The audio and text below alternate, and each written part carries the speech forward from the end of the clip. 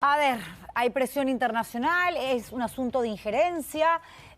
A mí me parece que en este caso no podemos decir que la ONU está metiendo sus narices donde nadie los ha llamado. Estamos hablando de un alto comisionado, ¿no? De 8 relatores especiales de la ONU que piden atención urgente justamente por lo sucedido en el transcurso de las últimas semanas. Para hablar de esto, ya estamos con Marisol Pérez Tello, excongresista, exministra de Justicia. Gracias, doctora Pérez, por estar con nosotros. Buenas noches. Sí, tenemos un problema con su audio. Sí. Ahí está. Te decía que muchas gracias, Juliana, a usted, por la oportunidad que me da de poder explicar qué significa este documento y qué implicancias tiene. Me parece muy importante que se entienda por qué ha sido dado y cómo es que deberíamos actuar como Estado para que las denuncias que están acá, que son gravísimas, se puedan aclarar y esto no afecte más la ya dañada imagen internacional con las consecuencias que esto tiene para el país. Claro, porque aquí de lo que se habla, según el documento, es de la necesidad simplemente de contar con un informe y que le está dando además buen tiempo al gobierno para que lo puedan redactar, ¿no? Narrando los hechos tal cual sucedieron de manera oficial formal, algo que el gobierno, a la población, a la prensa, todavía no nos ha dicho. ¿Por qué la ONU no lo puede solicitar? ¿Usted cree que hay un asunto de injerencia, como lo han manifestado ahorita algunos congresistas? No, yo creo que es absoluto desconocimiento del sistema universal de protección de derechos humanos y por eso es tan importante que podamos explicar de qué se trata. Primero, el sistema universal de protección de derechos humanos nace después de la Segunda Guerra Mundial con un objetivo muy claro que es mantener la paz.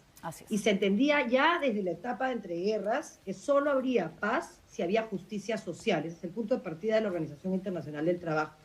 Y en temas de derechos humanos, solo los derechos humanos, que fue la forma como eso se concretó, podían garantizar la paz. Y a partir de eso y de la Declaración Universal se crearon una serie de tratados que desarrollaron algunos derechos que ya estaban contenidos, vida, integridad, libertad, pero que los estados vulneraban en mayor medida. Todo el tema de desapariciones extrajudiciales, de ejecuciones extrajudiciales, desaparición forzada, tortura, derechos de la mujer, niños, niñas y adolescentes, recientemente temas indígenas, que son problemas mundiales y que tienen una respuesta mundial, con tratados que se aprueban en el marco de la Asamblea General y que crean órganos de supervisión y cumplimiento. En ese contexto, algunos tratados crean relatorías o se crean mandatos como los de los grupos de trabajo. Este documento es firmado por 6 relatores y 2 grupos de trabajo. El grupo de trabajo contra la desaparición forzada y el grupo de trabajo contra la detención arbitraria, y 6 relatores especializados en temas que han considerado que por denuncias individuales hay que pedirle información al Perú. No prejuzgan sobre el fondo, es un tema humanitario en el que se le pide una explicación al Estado peruano sobre denuncias documentadas. Digamos, hay un mínimo de documentación previa para que la denuncia pueda proceder a que se haga un procedimiento especial. Ese procedimiento especial es reservado, esta documentación evidentemente no ha sido publicada por Naciones Unidas, y al haberse hecho público creo que es súper importante porque hay que leerlo, yo los invito a leerlo, relata hechos. Por ejemplo, empieza por reconocer, yo quiero pedirte que me permitas leer, en el contexto empieza por decir que Pedro Castillo es vacado luego de declarar públicamente la disolución del Congreso, la reorganización del sistema de justicia y la imposición de un estado de excepción. Es decir, no existe ninguna posibilidad de que lo que esté haciendo con este documento Naciones Unidas es cuestionar la decisión del Estado peruano. Doctora Pérez, déjeme hacer un paréntesis ahí porque es importante lo que usted menciona como punto de arranque de esta solicitud, porque algunos dicen que, como es cierto que hay gente muy cercana a Castillo que está haciendo campaña en función a data apócrifa y real a punta de mentira y media, diciendo que es víctima de una dictadura, que él no cometió golpe de Estado, que cómo lo van a mandar a la cárcel de manera preventiva e imputarle un delito tan grave como rebelión cuando todos lo vimos en televisión nacional dando un golpe de Estado, fallido pero finalmente golpe de Estado, y la ONU parte diciendo, sabemos que es un golpista, no en esos términos, pero por lo tanto Dina Boluarte efectivamente es la presidenta constitucional. Entonces, quiero hacer hincapié en eso porque además usted no es una mujer de izquierda, o sea, y es una persona que tiene la sensibilidad de decir, hablemos de derechos humanos, porque ahora hablar de derechos humanos en un país tan polarizado, doctora Pérez, simplemente te convierte prácticamente en una terruca, en una caviar, en una zurda, y nos meten a todos en una especie de globo donde te terminas como que sintiendo asfixiado. Los derechos humanos es algo que tenemos que proteger hoy y siempre. siendo de izquierda, de centro, de derecha, apolítico. Yo siento mucho orgullo, querida Juliana, de trabajar en derechos humanos, en lo que además he estudiado desde el año 95. Siempre lo ha hecho. Soy profesora de la policía, del ejército, de la universidad, escribo sobre el tema, trabajo en temas de derechos humanos y las causas que los derechos humanos impulsan son las que a mí me llevaron a hacer política, porque finalmente la política es un instrumento para hacer los cambios estructurales que un país necesita. Y no en un partido de izquierda, justicia social y paz. Es tradicional que en países de derecha se les llame a los defensores de derechos humanos de izquierda, y en países de izquierda, en Venezuela, en Cuba, consideran que los defensores de derechos humanos somos representantes del imperialismo yanqui. ¿Sabes? Esta tontería, ¿por qué? Porque quien trabaja en derechos humanos lo que hace es coadyuvar, ayudar a los estados a que respeten los derechos humanos de las personas que están bajo su responsabilidad, en su jurisdicción. Y entonces hay 3 obligaciones en materia de derechos humanos que corresponden a los estados. Respetar, o sea, no violar derechos humanos, garantizar que un tercero no viole derechos humanos, y eso se garantiza a través de investigar, procesar, sancionar y cuando corresponda reparar, e implementar en el derecho interno. Esas son las 3 obligaciones de los estados que se llaman obligaciones generales. Y todo esto lo tiene que hacer garantizando el principio de no discriminación. Lo que hacen los grupos de trabajo y los relatores es decirle al Estado: he recibido este conjunto de denuncias vinculado a detenciones arbitrarias, a ejecuciones extrajudiciales, a una desaparición, a la falta de tipificación adecuada del delito de terrorismo, cosa que viene reclamando hace 12 años, y adicionalmente a la exposición a peligro, porque lo dice textualmente, porque se vulneran derechos a partir de las manifestaciones y de la toma de carreteras, y además menciona expresamente el caso del policía calcinado. ¡Calcinado! No hay sesgo. Exacto, no hay sesgo. Hay hechos.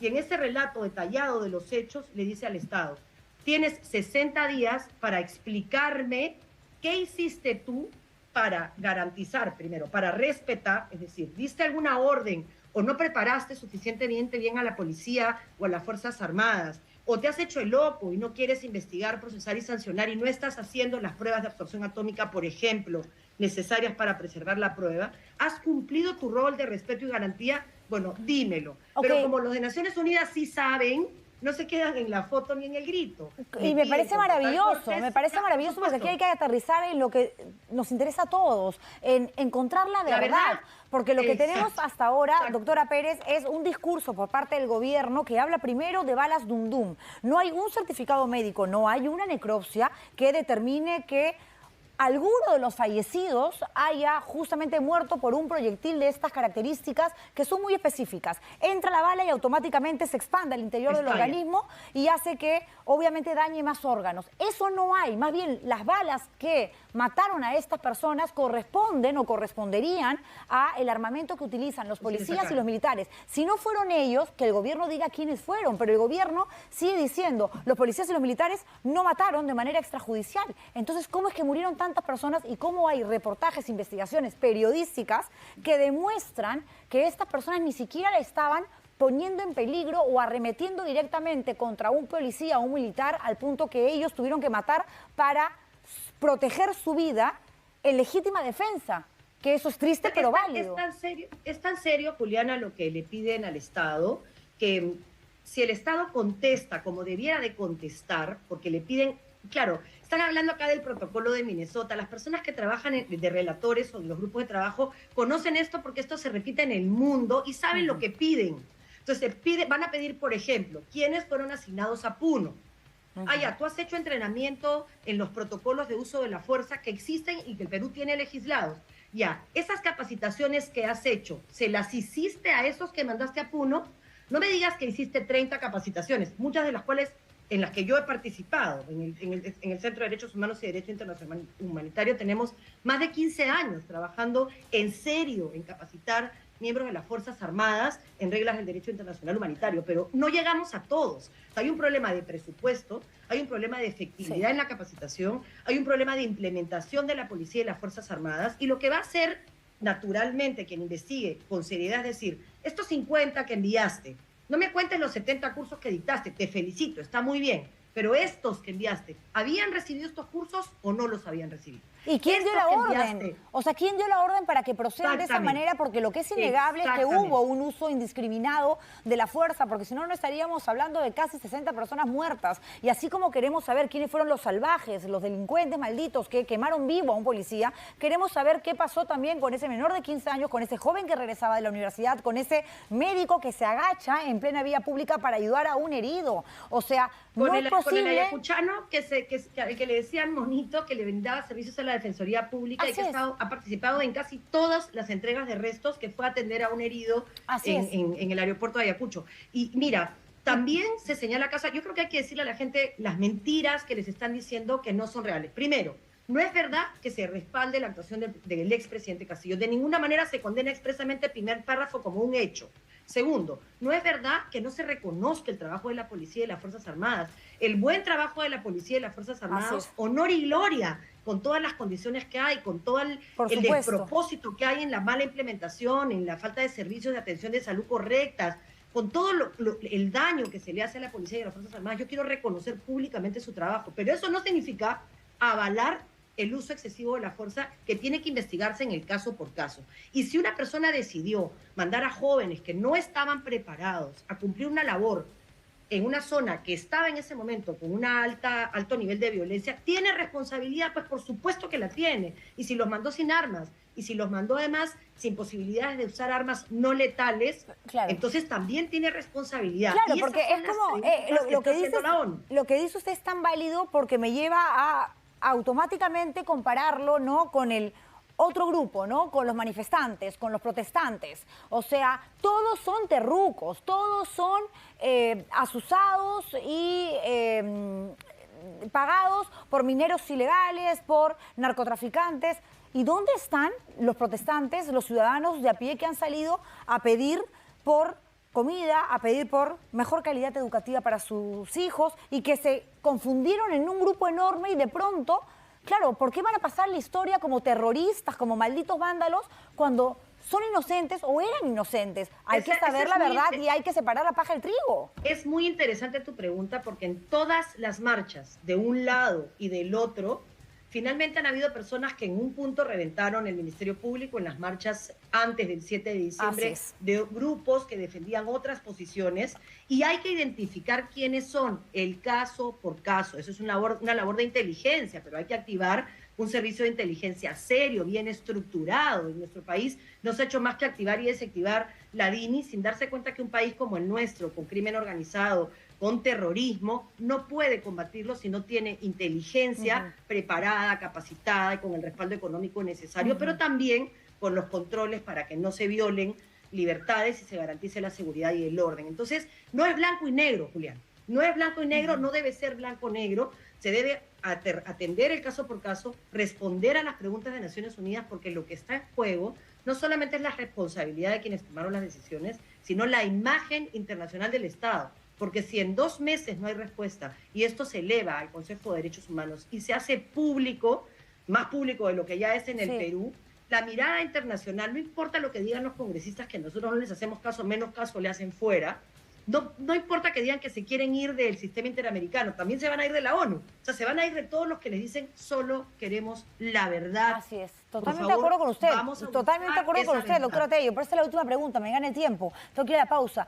¿Qué podemos esperar de ese informe si la propia Presidenta de la República ha sido citada hasta en 3 oportunidades al Ministerio Público, a la Fiscalía, para responder justamente, porque ella es la jefa de Estado? Si no fue ella, fue el ministro del Interior, el ministro de Defensa, y si fue el ministro de Defensa cuando se producen las muertes en Ayacucho, ¿por qué ahora es el presidente del Consejo de Ministros? O sea, explíquenos, por favor, qué fue lo que sucedió.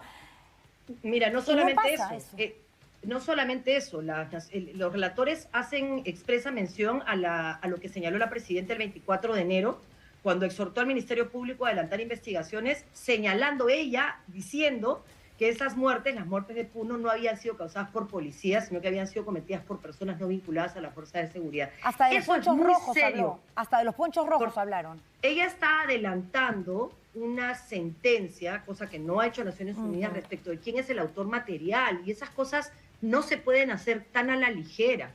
Se necesita hacer investigación seria para que el país sepa quién es quién. Yo creo que ella está cometiendo un error, creo que está pésimamente mal asesorada, creo que nunca se entendió como presidente de un gobierno que tenía que ser de transición, porque ella venía de ser la vicepresidente primero y de haber sido ministra de la persona que dio el golpe y además de la persona que asusó durante ese año y medio en cada consejo descentralizado todo lo que hoy ella está cosechando.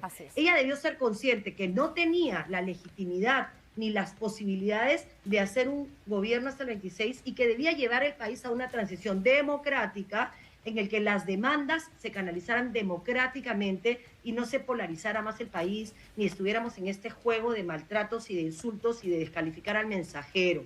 Si cometemos el error de subestimar la importancia que un informe de esta naturaleza tiene para el Perú en términos de inversión, ojo que no estoy hablando de inversión porque me importa el tema económico más que los seres humanos, pero en la medida en que no hay trabajo, las personas tienen hambre. Hay un daño para la persona también. Están en desesperación. Obvio. Entonces estamos en un país que vive una incertidumbre desde el 7 de diciembre y que ya venía viviéndola un año y medio antes, enfrentado, polarizado, con dos grupos extremos que se unen en retrocesos en materia de educación y que se unen en retrocesos en materia de garantías de derechos sociales y también en todos los temas vinculados al enfoque de género, y me parece un despropósito en un país en el que cada día hay 2 sentencias de violación sexual de menores de 14 años, y de los cuales uno es en el seno familiar. Doctora Pérez, creo que no tenemos claro cuál es la agenda del país. Hace tiempo que no hablaba con usted y realmente es un placer. Es un placer conversar con alguien que entiende realmente lo que está sucediendo, que habla de derechos humanos como parte fundamental para el entendimiento de una problemática, más allá de lo político, como usted mismo lo dice, más allá de lo económico. No avanzamos como país, nos seguimos odiando, nos seguimos dividiendo, nos seguimos divorciando, nos seguimos matando literalmente. Si es que seguimos con esta consigna absurda de que el que habla de derechos humanos es un terruco, un rojo, que el que estuvo en la protesta tiene que ser terruco y que el policía es de todas maneras un asesino porque hubo un grupo que lo más seguro es que es un hecho que usó la fuerza de manera indiscriminada. No generalicemos, entendamos que, me quedo con esa frase, que no todo es blanco y negro cuando se trata justamente de hallar lo más importante, la verdad, porque cuando se encuentra, ahí sí se sabe si es blanca o negra. Pero nos harán libres, además. Y somos libres. Y solo una cosa más, no existe el nosotros sin el otro, Julián. Así es. Si seguimos en este enfrentamiento permanente, nunca vamos a ser un país viable. Así es. Necesitamos soñar el país que queremos todos juntos. Totalmente de acuerdo con usted. Requiere un esfuerzo de respeto. Muchísimas gracias, Juliana, por la invitación. A usted. Ojalá pronto la tengamos acá en el programa. Un placer conversar con usted. Esta entrevista realmente creo que va a ayudar mucho a los televidentes. Ojalá que sí. Tengo que ir a la pausa comercial.